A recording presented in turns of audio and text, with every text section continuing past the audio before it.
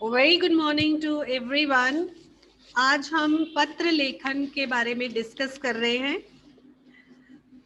पत्र लेखन, letter writing, you are doing in English, you are doing in Punjabi as well as Hindi also in junior classes, but as per related in the 7th class in the PT1, प्रधानाचार्य को पत्र लिखने के लिए आपको पूछे जाएंगे। पहले हम सीखेंगे कि पत्र कैसे लिखते हैं, और मेरे अकॉर्डिंग जो बच्चा अच्छे से पत्र लिख पाता है उसे फुल में से फुल मार्क्स मिल जाते हैं। हाँ, आपको ढंग पता होना चाहिए कि पत्र को लिखा किस तरह से जाता है। पत्र लिखना एक कला है, और जो इस कला में माहिर हो जाता है उसे बहुत अच्छे मार्क्स मिलते हैं, और उसके पत्रों के बारे में बुक्स भी छपती हैं। आपको पता होगा कि जैसे आपने सुना भी होगा कि महात्मा गांधी जी ने भी बहुत से पत्र लिखे, और पंडित जवाहरलाल नेहरू जी ने भी बहुत सारे पत्र लिखे अपनी पुत्री इंदिरा गांधी को, और जो बाद में बुक्स के तौर पर छपे भी। और आज भी हम उन पत्रों के बारे में पढ़ सकते हैं जो शिक्षाप्रद पत्र उन्होंने अपनी पुत्री को लिखे थे, पंडित जवाहरलाल नेहरू जी ने। वो हमें भी हमारे जीवन में बहुत सारी शिक्षाएं प्रदान करते हैं। और पत्र लिखने की कला में हम किस तरह से माहिर हो सकते हैं, अगर हम निरंतर पत्र लिखने का अभ्यास करते हैं, लगातार हम अभ्यास करते हैं। आजकल ये कला छूटती जा रही है जस्ट बिकॉज ऑफ मोबाइल्स और इंटरनेट। तो आप मैसेजेस कर सकते हो, लेकिन जो पत्र लिखने का ढंग हर बच्चे को आना चाहिए, क्योंकि इसकी ज़रूरत आपको बहुत बार जीवन में पड़ सकती है। और हम अगर लगातार अभ्यास करें तो हम इसमें माहिर हो सकते हैं।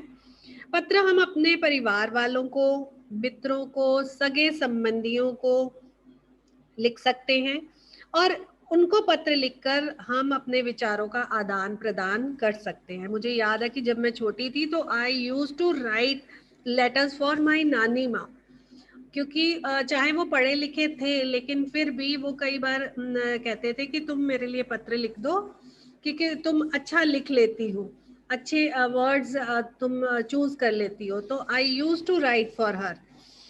तो पत्र में लेखक और पाठक के बीच में, जो भी पत्र लेखक मतलब जो पत्र लिख रहा है, और पाठक जो पत्र रिसीव कर रहा है, उसे पढ़ रहा है, आत्मीयता और सामीप्य स्थापित हो जाता है। मतलब उनमें एक अपनेपन की भावना आपस में बन जाती है। और साथ ही साथ हम कई अपनी समस्याओं के बारे में, या अपनी किसी हमारे परिवार में कोई समस्या है या कोई सुख है या खुशी है, उसके बारे में भी हम बात कर सकते हैं। या हमें कोई समस्या किसी डिपार्टमेंट के रिलेटेड है तो अपने अधिकारियों को हम पत्र लिख सकते हैं। तो पत्र लिखने का ढंग हमें पता होना चाहिए, लेकिन पत्र लिखते समय हमें कौन सी सावधानियां बरतनी चाहिए, किन किन बातों का ध्यान रखना चाहिए, इसके बारे में आज हम बात करेंगे। सबसे पहले कि पत्र लिखते समय कौन कौन सी बातों का ध्यान रखना है, कि जब भी आप कोई पत्र लिखो तो उसकी भाषा बहुत सरल होनी चाहिए, प्रभावशाली होनी चाहिए। ये नहीं कि आप बहुत डिफिकल्ट वर्ड्स ले रहे हो, स्पेलिंग मिस्टेक्स हो रही हैं, और जो उसे पढ़ने की कोशिश कर रहा है या जिसको वो पत्र मिला है उसे वो समझ में ही नहीं आ रहा है, बात में तालमेल नहीं है, अच्छे शब्दों का चुनाव नहीं किया, अच्छे वाक्य नहीं चुने हैं, तो पढ़ने वाला कंफ्यूज हो सकता है। तो आपने अच्छी सरल भाषा का प्रयोग करना है, प्रभावशाली भाषा का प्रयोग करना है, और पत्र के माध्यम से उसके लिखने का उद्देश्य भी स्पष्ट होना चाहिए। ये पता होना चाहिए दूसरे को कि क्यों पत्र आया। जैसे कई बच्चे जो औपचारिक पत्र हैं, कार्यालय संबंधी, प्रार्थना पत्र संबंधी, वो विषय नहीं लिखते हैं। जब तक आप विषय नहीं लिखोगे या विषय के बारे में बात नहीं करोगे या कोई अन्य बात कर रहे हो तो आपका पत्र गलत माना जाएगा, गलत हो सकता है, और पढ़ने वाला जो है वो आपकी बात को सही तौर पर समझ नहीं पाएगा। तो इस तरह से हमने जो भी बात कह रहे हैं उसका उद्देश्य हमें स्पष्ट होना चाहिए। मान लो कि मैंने पत्र लिखना है कि अपने किसी डिपार्टमेंट के अधिकारी को कि मुझे कई चीजें नहीं मिल रही हैं, मान लो पुस्तकें नहीं मिल रही हैं, तो मेरा उद्देश्य क्या है कि पुस्तकें जो नहीं मिल रही हैं उसके बारे में मैं उनसे सूचित करूं। हमें अपने विषय से नहीं भटकना होता, हम जो विषय होता है हमें उसी के अनुसार ही चलना होता है। और अपने विचार, भाव और सूचनाओं को कम से कम शब्दों में हमें व्यक्त करना होता है। ये नहीं कि आप पत्र लिख रहे हो 2 3 4 पेज लिख गए आप, ऐसा नहीं। जितनी भी आपको मार्क्स के अकॉर्डिंग आपने देखना है, अगर 5 मार्क्स में आ रहा है तो उसके अनुसार आपकी जो लाइंस होनी चाहिए, अगर 8 मार्क्स में आ रहा है तो उसके अनुसार होनी चाहिए, अगर 10 मार्क्स में आ रहा है तो आप पूरा विस्तार लिख सकते हो। तो मतलब आपने कम से कम शब्दों में अधिक से अधिक बात कहनी है, मतलब गागर में सागर भरने वाली बात करनी है।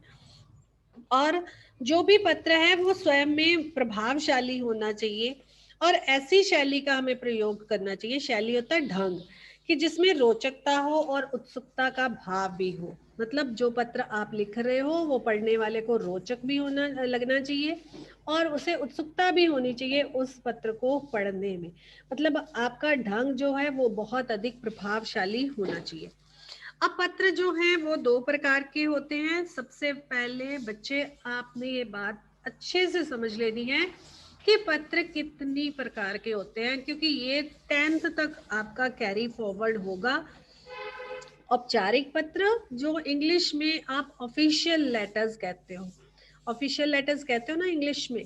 तो औपचारिक पत्र और अनौपचारिक पत्र। अनौपचारिक पत्र जो आप अपने मित्रों को लिखते हो, संबंधियों को लिखते हो, परिवार के सदस्यों को लिखते हो। और औपचारिक पत्र, ऑफिशियल लेटर्स हम कितने कहते हैं, जो कि हम अपने किसी कार्यालय के अधिकारी, किसी ऑफिसर को लिखते हैं, किसी डिपार्टमेंट के अधिकारी को लिखते हैं।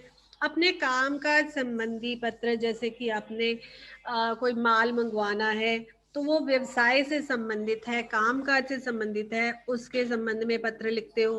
और प्रार्थना पत्र, जो आप किसी यूनिवर्सिटी के वाइस चांसलर को, स्कूल के प्रिंसिपल को आप लिखते हो, जिसमें कि आप कोई प्रार्थना करते हो, कोई विनती करते हो। तो 2 प्रकार के होंगे, ध्यान से समझो इस बात को कि पत्र 2 प्रकार के होते हैं, औपचारिक पत्र और अनौपचारिक पत्र। औपचारिक पत्रों में प्रार्थना पत्र आते हैं, कार्यालय के पत्र आते हैं, व्यवसायिक पत्र आते हैं। व्यवसायिक मतलब कामकाज संबंधी। और अनौपचारिक पत्र, जो आप अपने सगे संबंधियों, रिश्तेदारों, मित्रों, परिवार के सदस्यों को लिखते हो, अनऑफिशियल लेटर्स।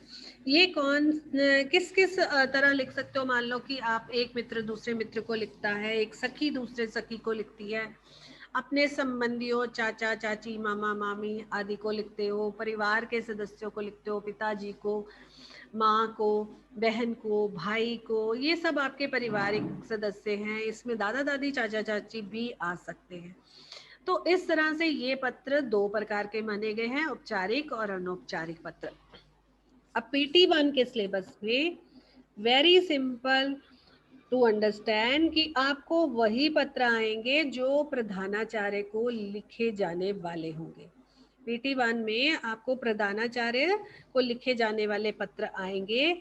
ये प्रार्थना पत्र अवकाश संबंधी भी हो सकते हैं, शिकायत संबंधी भी हो सकते हैं, और आवेदन के लिए भी हो सकते हैं। इसके बारे में मैं बात करूंगी अभी आपसे डिटेल में। सबसे पहले, जैसे कि कह लो कि जैसे आप अपने प्रिंसिपल को कोई लेटर लिखते हो, आपको कोई स्कूल में काम है या आपसे कोई गलती हो गई है, उसके बारे में आपने क्षमा मांगनी है, तो किस तरह से आपने लिखना है, इसका फॉर्मेट पहले मैं आपको बता देती हूँ। फिर मैं बताऊंगी कि कौन कौन से पत्र इस विषय से संबंधित आप लिख सकते हो। Right, just a moment. अब आपने फॉर्मेट किस तरह से लिखना है, ये फॉर्मेट कोई बात नहीं, जो बच्चे फोन से अटेंड कर रहे हैं हो सकता है बहुत ज्यादा क्लियर उनको नजर नहीं आ रहा होगा, लेकिन ये फॉर्मेट जो है वो मैं शेयर भी कर दूंगी, आपके ग्रुप में भी शेयर कर दूंगी, आपने घबराना नहीं है। अब प्रधानाचार्य को लिखे जाने वाले पत्रों को किस तरह से आपने स्टार्ट करना है, ये आपके को अच्छे से पता होना चाहिए। ऊपर सबसे पहले आप प्रतिष्ठा में लिखोगे या सेवा में लिखोगे, एक चीज ऑप्ट करोगे, या प्रतिष्ठा में या सेवा में, क्योंकि जिसकी सेवा में आप पत्र लिख सकते हो। फिर प्रधानाचार्य महोदय, अगर आप मेल मेंबर को लिख रहे हो, अगर तो आपकी प्रिंसिपल जो है वो मेल मेंबर है तो महोदय का इस्तेमाल करोगे। लेकिन अगर जैसे कि आपके स्कूल की प्रिंसिपल जो हैं वो स्त्री हैं, तो स्त्रीलिंग है, तो यहाँ पर महोदया आएगा, प्रधानाचार्य प्रधानाचार्य महोदया। फिर डैश स्कूल, अगर तो स्कूल का नाम आपको दिया गया है फॉर्मेट में, जो आपको विषय दिया है तो उसमें स्कूल का नाम है, मान लो कि दिया गया है डीएवी पब्लिक स्कूल के प्रधानाचार्य को पत्र लिखे, तो आप उसी स्कूल का नाम यहाँ पर लिखोगे। अगर नहीं दिया गया है तो आप क ख ग लिख सकते हो या डैश स्कूल भी लिख सकते हो। डैश शहर भी आप लिखोगे, और मतलब जैसे कि आपका स्कूल जो फगवाड़ा शहर में है तो आप फगवाड़ा लिखोगे। और अगर आपको नहीं दिया गया है सपोज, तो आप डैश शहर का इस्तेमाल कर सकते हैं, क ख ग शहर का इस्तेमाल कर सकते हैं। उसके बाद तिथि, वेरी वेरी इंपॉर्टेंट, डेट आपने जरूर लिखनी है। तिथि जो है वो that is very very important. Date का जब आप लेटर, जिस दिन आप लेटर लिख रहे हो, जिस दिन लेटर आपने लिखी है उसकी डेट हमेशा मेंशन करनी है, ये बात आपने भूलनी नहीं है। उसके बाद विषय, अब देखो प्रधानाचार्य या कोई भी अधिकारी, किसी कार्यालय का अधिकारी भी हो सपोज, मान लो, या व्यवसाय संबंधी भी हो, कोई बिजनेसमैन हो, तो वो बिजी पर्सन्स होते हैं। अब जैसे आपके प्रधानाचार्य को स्कूल में इतने सारे बच्चे हैं, उनके इतने सारे प्रॉब्लम्स हैं, तो वो एक बिजी पर्सन है। तो आप पहले, सबसे पहले विषय लिखो, ताकि लेटर को उठाते ही पता चल जाए कि इस विषय में पत्र आया है, और फिर उसके अनुसार उन कैटेगरीज में उसको सॉर्ट आउट भी कर लिया जाए कि मान लो सेक्शन बदलने के लिए जितने लेटर्स आए हैं या प्रमाण पत्र लेने के लिए लेटर्स आए हैं, तो आपका विषय लिखना बहुत इम्पोर्टेंट है। हमेशा औपचारिक पत्रों में विषय जरूर लिखना है, ये मेरी बात हमेशा याद रखना, राइट। उसके बाद आपने उसको संबोधन करना है, कि आप संबोधित करोगे कि जिसको आप पत्र लिख रहे हो, श्रीमान जी, महोदय, महोदया, आपने संबोधन का इस्तेमाल करना है। उसके बाद जो भी आपने विषय लिखना है, मान लो कि आपने छुट्टी लेनी है, उसके संबंध में लिखना है, तो उस विषय से संबंधित आप 3-4 लाइनें लिखोगे, उसमें अपनी समस्या बताओगे, फिर आप बताओगे कितनी छुट्टी लेनी है, इसके बारे में लिखोगे। फिर एंड में जब आपने उसको खत्म करना है, तो अब आप प्रधानाचार्य को पत्र लिख रहे हो तो धन्यवाद लिखना तो आपका बनता ही है, धन्यवाद तो आपको लिखना ही है, ये बात नहीं भूलिए। और फिर आप धन्यवाद करोगे, ठीक है। उसके बाद आपका आज्ञाकारी शिष्य या शिष्या, अब आप जो बॉयज हैं वो शिष्य का इस्तेमाल कर सकते हैं, मतलब जो पत्र लिखने वाला है वो अंत में कौन है, आज्ञाकारी शिष्य है या शिष्या है, लड़का है या लड़की है। और फिर उसका नाम लिखोगे, कक्षा लिखोगे, फिर अनुक्रमांक मतलब रोल नंबर लिखोगे। तो इस तरह से इस फॉर्मेट को अडॉप्ट कर लो, इसको अपनी नोटबुक पर भी लिख लो, और एक लेटर आज मैं शेयर करूंगी, वो आप अपनी नोटबुक पर सभी बच्चे प्रैक्टिस के लिए लिख लेना, ताकि पेपर से पहले आपकी एक बार प्रैक्टिस हो जाए। अब जैसे कि मैं बात कर रही हूँ कि प्रधानाचार्य को लिखे जाने वाले पत्र, तो किन कैसे कैसे विषय आ सकते हैं, इसके बारे में हम बात करते हैं। Who is touching the screen? आपको इस विषय से संबंधित किस तरह से पत्र लिखने के लिए दिए जा सकते हैं, प्लीज नोट प्रॉपरली। कि मान लो आपको दिया जा सकता है कि अपने विद्यालय की प्रधानाचार्य को शाम के समय खेल का प्रबंध करने के लिए प्रार्थना पत्र लिखें, कि शाम को आप खेलना चाहते हो, तो ग्राउंड में, जैसे कि बच्चों को स्कूल में बुलाया जाता है ना, आपकी कई बार इवनिंग स्पोर्ट्स क्लासेस लगती हैं, तो खेल के प्रबंध करने के लिए प्रार्थना पत्र लिखो, या छात्रवृत्ति के लिए, वजीफा लेने के लिए पत्र आ सकता है, बीमारी के कारण आपने छुट्टी लेनी है तब आप को प्रधानाचार्य को पत्र लिखने के लिए पूछा जा सकता है, या आपके पुस्तकालय में, लाइब्रेरी में कुछ पुस्तकें कहानियों की, कविताओं की नहीं है, तो वो पुस्तकें मंगवाने संबंधी आप आग्रह कर सकते हो, निवेदन कर सकते हो। या मान लो कि आपने नृत्य कक्षा में दाखिला लेना चाहते हो, नृत्य कक्षा जो है वो आप अटेंड करना चाहते हो, तो आप अपने प्रधानाचार्य को पत्र लिख सकते हो कि मैं जो है वो डांस क्लासेस लगाना चाहती हूँ, उसके बारे में निवेदन पत्र लिख सकते हो। या आपने करेक्टर सर्टिफिकेट लेना है, चरित्र प्रमाण पत्र लेना है, ऐसे इस विषय पर आप अपने प्रधानाचार्य को पत्र लिख सकते हो। आपके घर में कोई खुशी का माहौल है, मान लो जागरण करवाना है या बहन या बड़े भाई बहन की शादी है तो छुट्टी लेनी है, उस संबंधी आप प्रार्थना पत्र लिख सकते हो। और आपके आपके ने के कक्षा में कोई बच्चा दुर्व्यवहार करता है, कोई बच्चा आपको टीज करता है या बुरा व्यवहार करता है, तो उस संबंध में प्रधानाचार्य को पत्र लिख सकते हो। या आपकी कक्षा में कोई बच्चा जो है वो स्कूल की प्रॉपर्टी को हानि पहुंचाता है, जैसे कि स्कूल के सामान को तोड़ता है या उस पर लिखता है, तो आप अपने प्रधानाचार्य को पत्र लिख सकते हो। तो इस तरह से बहुत सारे विषय हैं जिसके बारे में आपको पत्र प्रधानाचार्य को लिखने के लिए आ सकता है। बिल्कुल भी घबराना नहीं है, सरल शब्दों का प्रयोग करें। अगर कहीं स्पेलिंग मिस्टेक हो रही है या कंफ्यूजन है किसी वर्ड के लिए, तो उसकी जगह सिंपल लैंग्वेज में आप अपने पत्र को लिखो। बिल्कुल भी ये नहीं सोचना कि मुझे वर्ड नहीं समझ आ रहे, मुझे पता नहीं चल रहा मैं क्या लिखूं।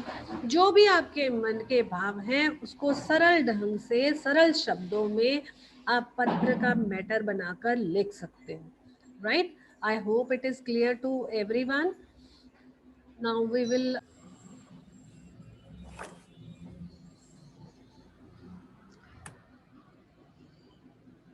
I'm just sharing the Google form for attendance. You must fill your attendance. Then we'll proceed further to the next topic. Yes, it is shared. Fill your attendance as well. Next topic, अपठित गद्यांश, unseen passages, unseen comprehension. This you must have done in the junior classes in English, in Punjabi. आप पहले कर चुके हो। Unseen का क्या मतलब होता है? अनसीन मतलब जो आपने पहले कभी नहीं पढ़ा, जो आपने पढ़ा नहीं है, जो आपकी बुक में से नहीं है। कोई भी पैराग्राफ आपको दिया जा सकता है और उस पर बेस्ड कुछ क्वेश्चंस आपको पूछे जाएंगे, और आप इसकी प्रैक्टिस अच्छे से तभी कर सकते हो अगर आप कुछ एक्स्ट्रा रीड करते हो। आपके घर में न्यूज़पेपर्स आते हैं, आपके घर में कोई अच्छी बुक है हिंदी की, आप उसे पढ़ सकते हो। तो इस तरह से आप कोई भी पैराग्राफ को पढ़कर उस पर बेस्ड क्वेश्चंस के आंसर ढूंढ सकते हो। और इसको हम जब प्रैक्टिस करते हैं तो ही हम इसको इसमें एक्सपर्ट हो पाते हैं कि किस तरह से अनसीन कॉम्प्रीहेंशन को हमने सॉल्व करना है। और गद्यांश से संबंधित प्रश्नों का उत्तर देते समय हमें कुछ सावधानियां बरतनी होंगी। आपको एक पैराग्राफ दे दिया जाएगा और फिर उसमें पर बेस्ड कुछ क्वेश्चंस दे दिए जाएंगे और उसके आंसर ढूंढने के लिए कह दिया जाएगा। मान लो कि आपको कोई पैराग्राफ दिया गया है, इसकी प्रैक्टिस भी अभी मैं करवाती हूँ 5 मिनट्स में। पहले समझ लो कि कैसे करना है। उस पैराग्राफ को आप अच्छे से रीड करिए, 2-3 बार आप उसको अच्छे से रीड करो प्रॉपरली। फिर उस पर जब आप उसको रीड कर चुके हो तो जो प्रश्न उसके संबंध में पूछे गए हैं पहले उन प्रश्नों को भी आप अच्छे से रीड करो। फिर उनके संभावित उत्तर, जो पॉसिबल बेस्ट पॉसिबल आंसर हो सकता है, संभावित मतलब जो बेस्ट पॉसिबल उसके लिए आंसर हो सकता है, that should be underlined in the paragraph. आप उस उन उत्तरों को पैराग्राफ में आप रेखांकित कर लो, अंडरलाइन कर लो। जो भी आपने उत्तर देने हैं वो बहुत संक्षिप्त देने हैं, छोटे देने हैं, और उस जो पैराग्राफ आपको दिया गया है उस पर ही आधारित होने चाहिए। ये नहीं कि प्रश्न आपको कोई दिया गया है, आप उत्तर अपनी ही कोई और एग्जाम्पल देकर या अपने किसी और विषय पर बात करके उसका उत्तर दे रहे हो। It should not be there, it should be totally related with the गद्यांश के साथ ही वो रिलेटेड होना चाहिए।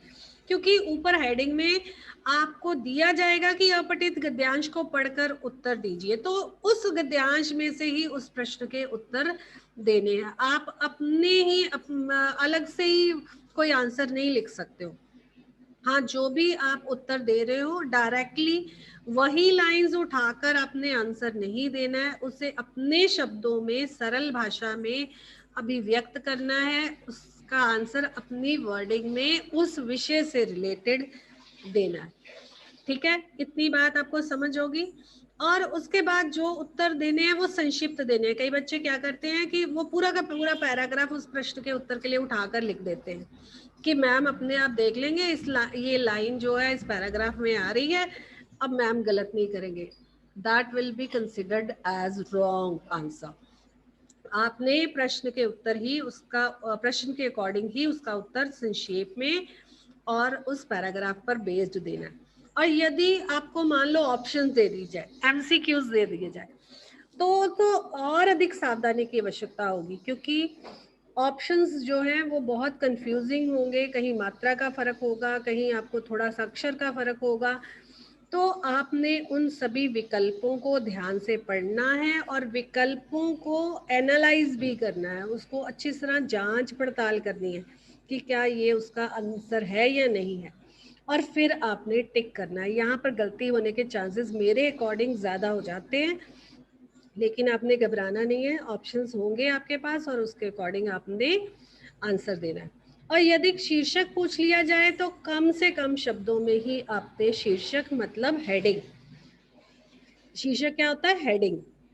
और कई बच्चे शीर्षक को क्या बना देते हैं, वो शीर्षक को बहुत ही लंबा सेंटेंसेस में लिख जाते हैं या पैराग्राफ में लिख जाते हैं, 2-3 लाइनों में लिख जाते हैं। ऐसा नहीं करना है, आपने शीर्षक को बहुत कम शब्दों में लिखना है। ठीक है, 2-3 या 4, ज्यादा से ज्यादा 4, इससे ज्यादा नहीं होंगे।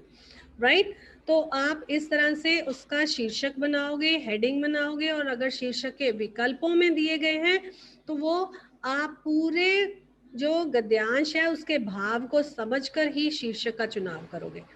अब आप फर्स्ट कॉम्प्रीहेंशन आपकी बुक में जो 208 पेज पर दिया गया है उसके बारे में हम बात कर लेते हैं, फिर आपको प्रैक्टिस के लिए भी मैं बता दूंगी कि कौन सा आप करना है। यहाँ पर जो पैराग्राफ दिया गया, सब बच्चे अटेंटिव होके बैठो, मैं सबको देख रही हूँ क्या क्या कर रहे हैं। यस शिप्रा, बी एक्टिव बेटे। ठीक है, सभी बच्चे एक्टिव होके बैठो। बहुत इजी है, कॉम्प्रीहेंशन आपने बहुत बार सॉल्व किया, इट इज नॉट डिफिकल्ट। तो समझ लो कि कैसे सावधानियां कौन सी बरतनी है। राइट, चलो एक बच्चा पढ़ेगा। चलो बानी, रीड करो paragraph. Bani. Ma'am first from page number 208। Yes बेटे। Okay ma'am. प्रत्येक नागरिक के कुछ कर्तव्य और अधिकार होते हैं। नागरिक का सबसे बड़ा कर्तव्य कर्तव्य ये है कि वह अपने देश की सुरक्षा एवं शांति के लिए सदा प्रयत्नशील रहे, प्रयत्नशील रहे। मतलब यदि कोशिश करता देश रहे। पर यदि देश पर कोई विदेशी आक्रमण हो या देश की सुरक्षा एवं शांति खतरे में पड़े अथवा देश में कोई उपद्रव हो उपद्रव क्या तो होता है, उस लड़ाई झगड़ा। वेट अ मोमेंट, उपद्रव क्या होता है, लड़ाई झगड़ा। उपद्रव किसे कहते हैं, लड़ाई झगड़ा। वेरी गुड बेटे। अच्छा आगे भव्य सोनी, आप रीड करिए। भव्य।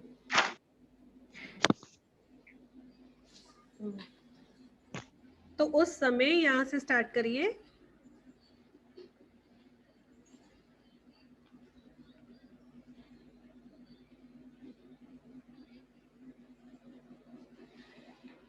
भव्य।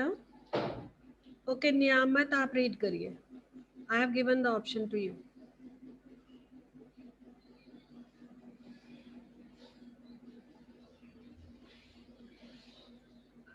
यस, रीड करिए। तो उस समय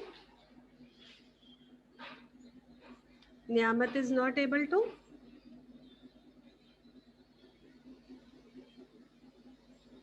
रंजीत। ओके रंजीत, अनम्यूट करो।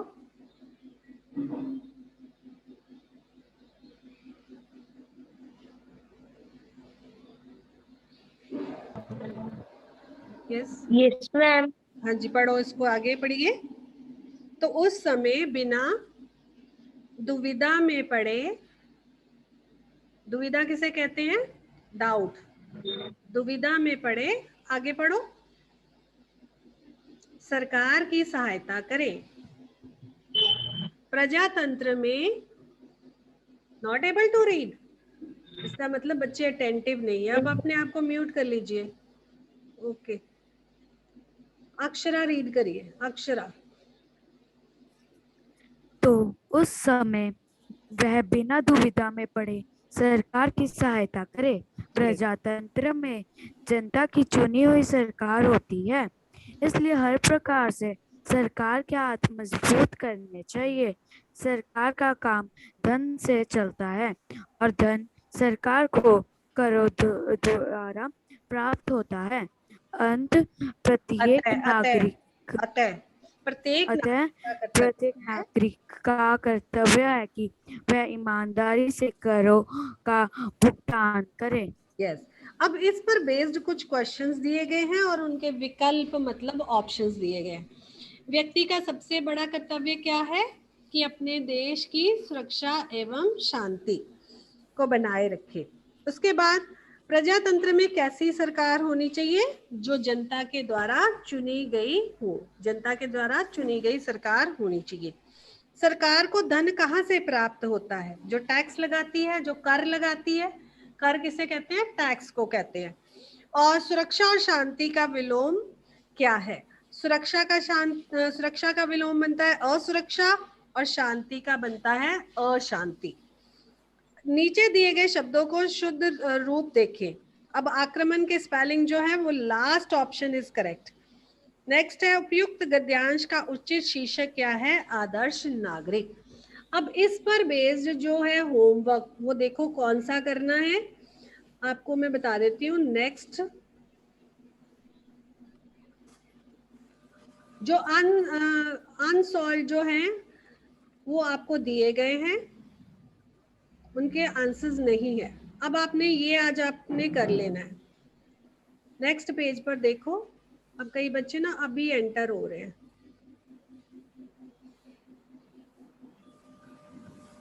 इस पर मार्क करो अपनी बुक पर, इस पर मार्क करिए पेज नंबर 210 पर। फर्स्ट पैराग्राफ आज आपने बुक पर सॉल्व करना है। पेज नंबर 210 पर फर्स्ट पैराग्राफ आपने आज अपनी बुक पर सॉल्व करना है। मार्क कर लीजिए अपनी बुक पर। I hope it is clear to you all.